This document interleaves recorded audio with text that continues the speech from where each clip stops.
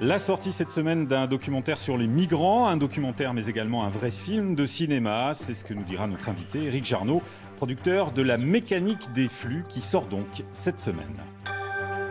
Cette semaine sort en salle le documentaire La mécanique des flux, produit par Éric Jarnaud, enseignant à l'université de Caen, qui est notre invité. Bonjour à vous. Bonjour. Documentaire, mais aussi vrai film de cinéma sur les migrants et sur les mouvements de population. On regarde la bande-annonce. Chacun a des rêves qu'il veut réaliser. Il y a des gens qui, c'est des pigeons voyageurs. Si tu n'acceptes pas de leur donner, il faut franchir les frontières par force. C'est le rêve.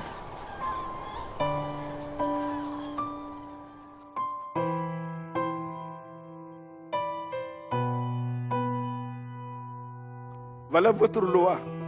S'il n'y a pas de guerre, c'est quelqu'un. Elle n'a pas de droit d'esthétiser des réfugiés.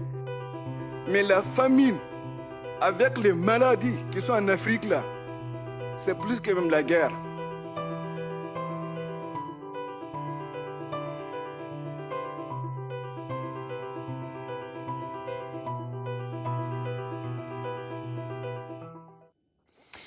Éric Jarnaud, qu'est-ce que vous avez voulu montrer dans ce film, dans ce documentaire, mais aussi film, avec la réalisatrice Nathalie Loubert? On a voulu montrer le vrai visage de la migration en s'éloignant un peu des clichés sur les réfugiés qui voudraient qu'ils soient des clochards ou des criminels.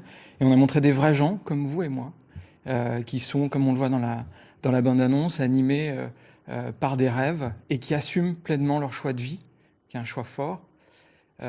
Si vous me permettez, il y a un personnage qui compare son périple à celui de Ulysse dans l'Odyssée et qui explique qu'il aura quelque chose à raconter à ses enfants et que ce qu'il a vécu est une richesse. Mais ces mouvements de population qu'on semble découvrir là maintenant avec l'actualité, en fait, ils datent de la nuit des temps. Il y a toujours eu des flux migratoires. Il y a toujours eu des flux migratoires et c'est vrai qu'on parle, la Frontex, qui est la police européenne, parle de maîtrise des flux migratoires. Et c'est un peu un leurre, en fait, de penser qu'avec toute la technologie, on peut maîtriser ces flux. En fait, plus on cherche à les maîtriser avec tous les outils de haute technologie, plus on génère de la mort, en fait. C'est ce qui se passe, quoi. Nous, on a voulu humaniser ces flux migratoires, mettre des visages sur ces gens. Et c'est aussi, donc, un vrai film de cinéma. En fait, c'est une sorte de kaléidoscope articulé autour d'une dizaine de points de vue qui sont ceux des migrants, mais pas seulement. On a un policier de la Frontex qui s'exprime, on a un médecin qui s'occupe d'un camp de rétention, on a aussi la parole politique officielle alors que la Croatie entre dans l'Europe. Et tout cela donne une image assez complète, en fait, de la question de la migration. Alors, on sent une vraie opposition entre, on va dire, notre monde et le leur. Est-ce qu'il y a une solution pour arriver à faire cohabiter les deux? En tout cas, l'objet du film, c'est d'amener à réfléchir et à changer notre regard. La solution, elle est à trouver.